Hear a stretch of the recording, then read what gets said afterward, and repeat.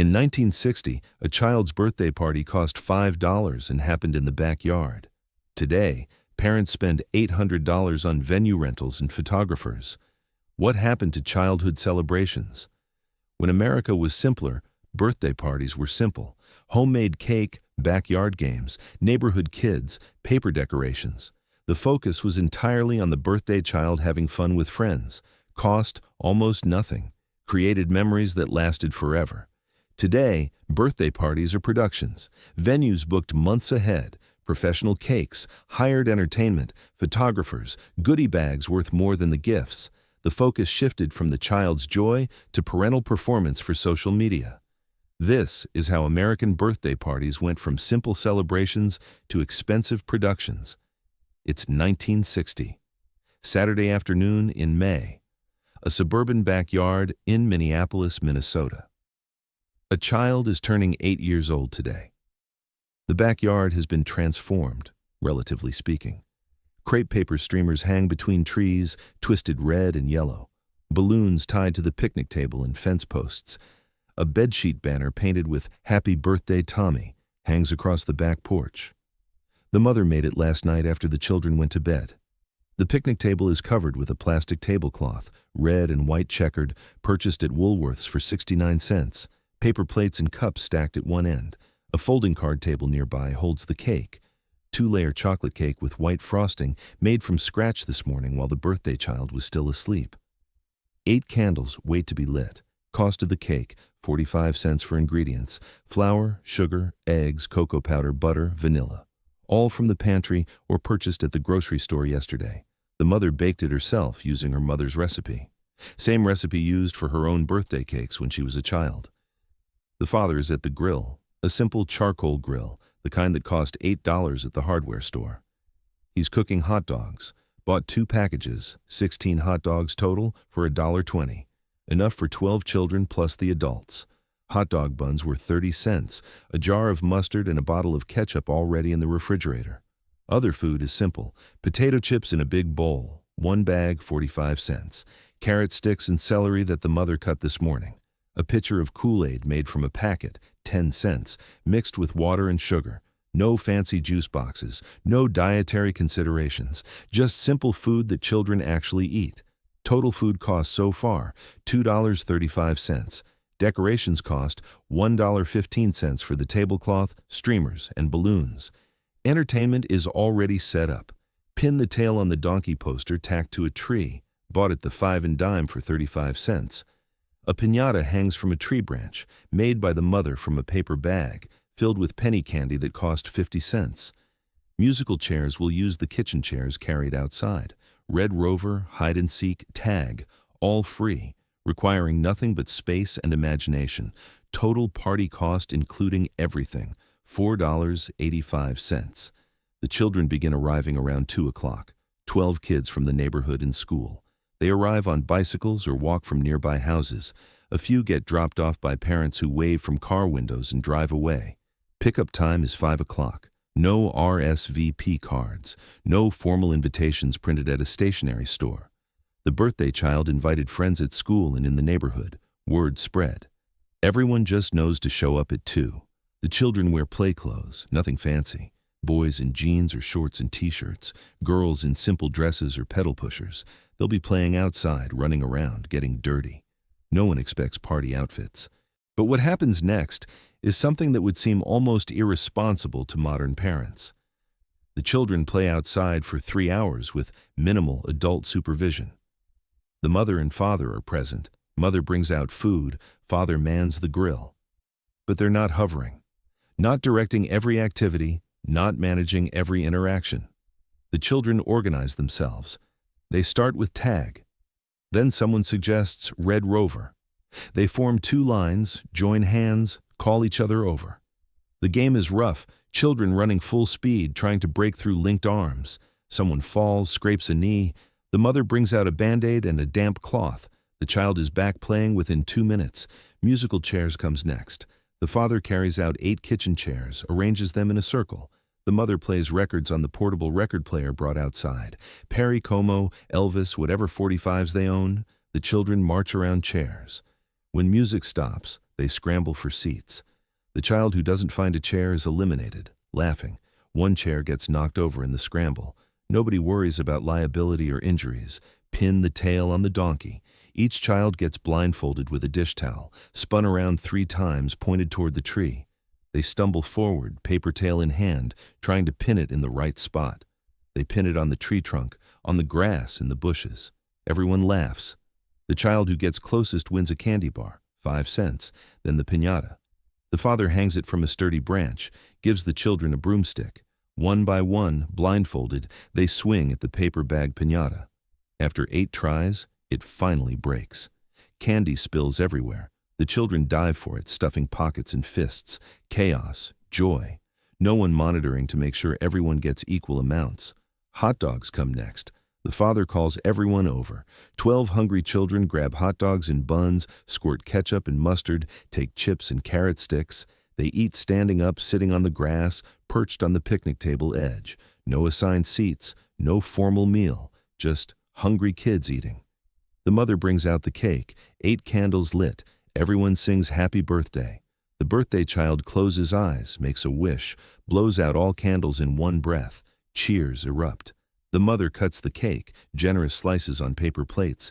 The children eat with plastic forks, getting frosting on faces and hands. After cake, they play hide and seek using the whole yard and the front yard too. The birthday child is it first, counts to 50 against the tree. Children scatter, hiding behind bushes, under the porch, in the garage. The game lasts 30 minutes. At 5 o'clock, parents start arriving for pickup. The children leave, tired, sugar-rushed, happy. Each takes home a balloon and whatever candy they grabbed from the piñata. No elaborate goodie bags, no party favors beyond that. But here's what made these simple parties create memories that lasted 60 years. The party was entirely focused on the child having fun, not on impressing other parents, not on creating content for social media, which didn't exist, not on keeping up with neighborhood competition, just on giving the birthday child a special day with friends. The simplicity was the point. The children weren't overstimulated with professional entertainment, screens, or elaborate activities. They played traditional games that required imagination and interaction. They ran around outside, getting exercise and fresh air. They made their own fun. The mother's effort showed love. The homemade cake meant something. The child knew mother spent time baking it specifically for this day. The decorations the mother put up showed care. The games she organized showed thought. All of it communicated, you matter, your birthday matters, we're celebrating you. The cost was irrelevant to the child's joy. The 8-year-old didn't know the party cost less than $5, didn't care, had no concept of party budgets or expenses, just knew friends came over, they played games, ate hot dogs and cake, and had an amazing time. The memories formed naturally. 60 years later, that child, now 68 years old, still remembers that backyard birthday party, remembers the chocolate cake, remembers the piñata breaking, remembers playing Red Rover and someone's older brother cheating at musical chairs. The memory stuck because the experience was genuine, joyful, and focused entirely on childhood fun. The parents didn't stress. The mother baked a cake and set up simple games. The father grilled hot dogs. Total time investment, maybe 4 hours spread across 2 days. No months of planning, no vendor coordination, no elaborate logistics. Just a simple party that accomplished its purpose, celebrating a child's birthday. Other parents didn't judge. Nobody compared parties. Nobody whispered about whose party was better or fancier. Nobody felt competitive pressure to outdo each other. Children's birthday parties existed in a separate category from adult social performance. They were just for kids. This was normal in 1960, not exceptional. Most birthday parties looked similar. Backyards, homemade cakes, simple games, neighborhood kids. Variations existed. Some had swimming if they had pools. Some rented a church basement if weather was bad. But the core was the same. Simple, child-focused, inexpensive. But walk into any children's birthday party today and you'd see something that would shock anyone from 1960. Fast forward 66 years, 2026, Saturday afternoon in May, same suburb of Minneapolis.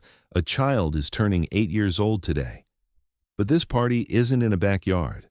The mother booked a party venue 2 months ago, a place called Adventure Zone, an indoor play facility with climbing structures, bounce houses, arcade games. Weekend slots book up fast, especially in spring. She reserved the premium party package for 2 hours, 2 to 4 p.m. Cost of venue rental, $350 for 2 hours. The venue provides tables and chairs in a designated party room, provides plates, cups, napkins, all branded with the venue's logo, provides a party coordinator, a teenager in a company t-shirt who manages the schedule and keeps things moving. The mother ordered a custom cake from a specialty bakery. She found the bakery on Instagram. They create elaborate themed cakes. This one is designed to look like a video game controller, the child's current obsession. 3-tiered fondant decorations, hand-painted details. The mother picked it up this morning. Cost of cake, $85. She also ordered pizza. The venue doesn't allow outside food except cake, so she had to use their preferred caterer. 4 large pizzas, enough for 15 kids plus adults staying.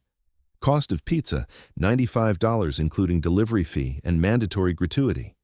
Invitations were digital, sent via a party planning app called Evite. But before sending, the mother agonized over the guest list.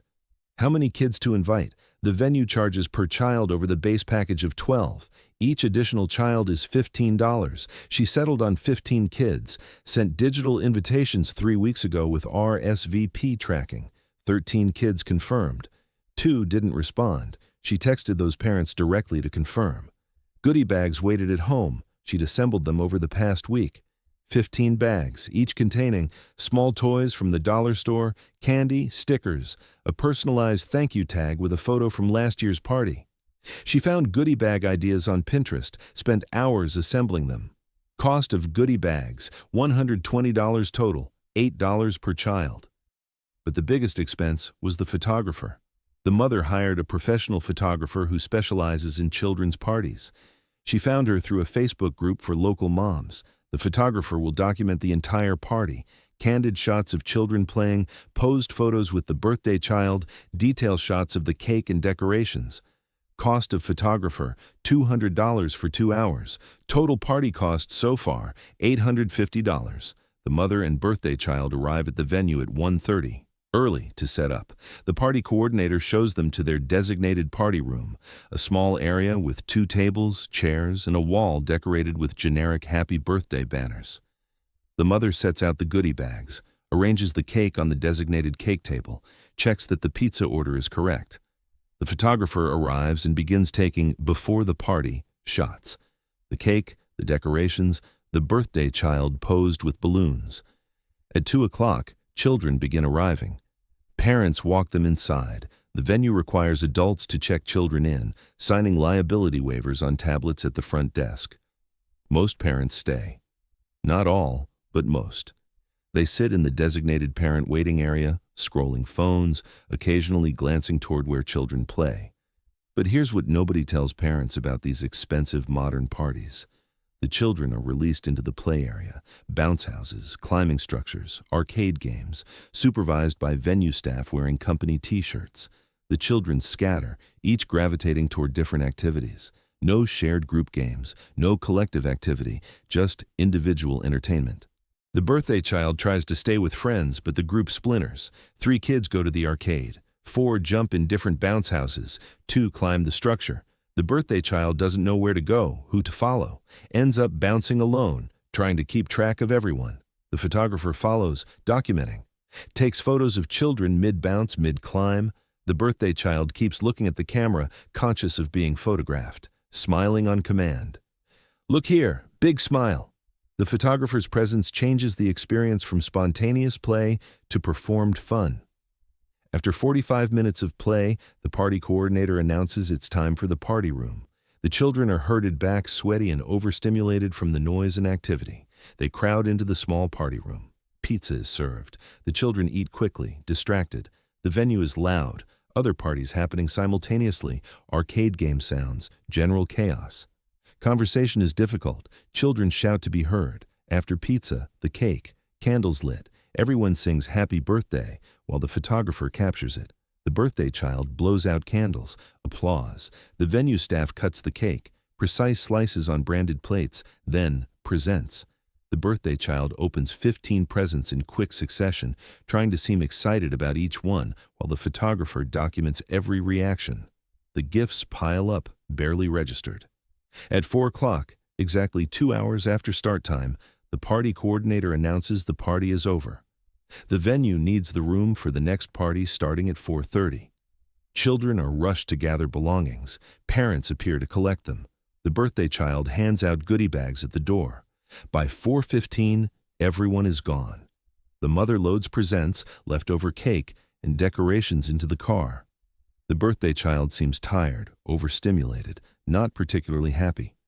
Just exhausted. Driving home, the mother asks if the party was fun. The child says yes, but there's no enthusiasm, no specific memories mentioned, just general acknowledgement that it happened. But here's what makes modern birthday parties even more hollow than just the expense. That evening, the mother uploads photos to Facebook and Instagram. The photographer will send edited photos in a week, but she posts her own iPhone shots, the cake, the birthday child with friends, a posed group shot, captions about how fast they grow up, hashtags, blessed, birthday boy, party time, mom life. The post gets 123 likes, 14 comments. Other mothers saying how amazing the party looks, how beautiful the cake is, asking where she got it. The mother responds to each comment, basking in the validation. But the birthday child, already in bed, exhausted, will barely remember this party in a year. Won't remember who attended, won't remember what gifts were received, won't remember the games played. Because there weren't really games, just individual entertainment. The expense was enormous. $850 for 2 hours. That's $425 per hour, more than most people earn per day. And that's average. The mother knows other parents who spend more. One family rented a bowling alley for $800. Another hired a princess character for $300. Another rented a petting zoo for $500. The competitive pressure is enormous. The mother felt it while planning. Wondered if the venue was nice enough. Worried whether other parents would judge the cake, the goodie bags, the party coordinator's competence. The whole party was performative. Not really for the birthday child, though everyone claimed it was. Really for the other parents, for social media, for maintaining social standing among the mother's peer group. The child got lost in all of it. The birthday child's actual desires, just wanting friends over to play, got buried under venue logistics, photographer schedules, pizza delivery times. And here's the cruel irony. The child would have been happier with a simple backyard party, would have preferred running around outside with friends, playing tag, eating hot dogs, would have created more genuine memories. But that option doesn't exist anymore. Or rather, it exists but feels impossible. Other children are having venue parties. The social pressure to match that is overwhelming. A mother suggesting a simple backyard party would worry other parents would judge her as cheap, uncaring, not invested in her child's happiness. And the financial pressure of modern birthday parties creates problems beyond just the immediate cost. The mother goes into debt for this party, puts the photographer fee on a credit card. The credit card already carries a balance from Christmas. This adds more. The $850 could have gone elsewhere, could have been added to the college fund, could have paid for summer camp, could have been saved for emergencies. But the social pressure to give children elaborate parties feels non-negotiable. Every other child in the class has venue parties, fancy cakes, goodie bags. The mother feels she can't be the one parent who doesn't provide this. The birthday child also gets invited to 15 to 20 birthday parties per year. Each requires a gift. Parents spend $15 to $25 per gift. That's another $300 to $500 yearly just on gifts for other children's parties. The cycle is self-perpetuating. Every family spends excessively on their child's party, which raises expectations for everyone else's parties, which forces everyone to spend more. And the children learn terrible lessons. They learn that celebration requires professional venues and elaborate productions. They learn that homemade is inferior to purchased. They learn that experiences must be documented and posted. They learn that birthday parties are about impressing others, not about genuine celebration. They also develop unrealistic expectations. Future birthday parties must match or exceed this year's party. The pressure escalates annually. By the time children are teenagers, parties cost thousands. Sweet 16s rival weddings in expense. Parents feel trapped. They want to give children magical birthdays. But they've been convinced that magic requires money. That childhood joy can be purchased through venues and photographers and custom cakes. In 1960, the understanding was different. Magic came from children playing together. Joy came from simple pleasures. Celebration required only cake, friends, and time together. That wisdom has been lost. The party industry, venues, photographers, custom bakers, party planners, has convinced parents that childhood requires professional management, that amateur efforts are insufficient, that homemade is inadequate. Parents absorbed this message. Now they believe it. They genuinely think they're failing their children if they don't provide expensive parties. But the deepest loss isn't the money or even the stress. It's something that's disappeared from American childhood. In 1960, birthday parties taught children specific lessons, lessons that aren't being taught anymore. Children learned that celebration doesn't require money. The 8-year-old understood, even without being told explicitly, that the party was special, because people came together, not because money was spent.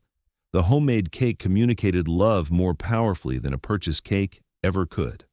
Children learned to entertain themselves. No professional entertainers, no screens, just children playing traditional games, using imagination, creating fun from simple materials. This built creativity and social skills. Children learned gratitude. When everything is elaborate and expensive, nothing feels special. But when parties are simple, children appreciate the effort. The birthday child in 1960 genuinely appreciated the mother's homemade cake because the effort was visible and personal. Children learned community. The neighborhood kids who showed up on bicycles, who played together in the backyard, those relationships were reinforced through simple celebration. The party strengthened community bonds. Parents learned different lessons too. They learned that love isn't measured in dollars, that the best childhood memories come from simple experiences, that elaborate productions aren't necessary for happiness. In 2026, different lessons are being taught. Children learn that celebration requires professional management and significant expense. That homemade is inferior. That experiences must be documented and shared online to have value. That birthday parties are performances for social media rather than genuine celebrations. Parents learn that they must spend excessively to prove love, that other parents are judging them, that childhood is a competitive arena where they must outperform their peers. Neither children nor parents are learning healthier lessons anymore.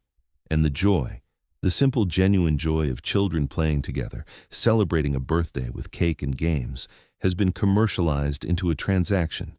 Venues sell it, photographers document it, Instagram validates it, but somewhere in that process, the actual joy gets lost.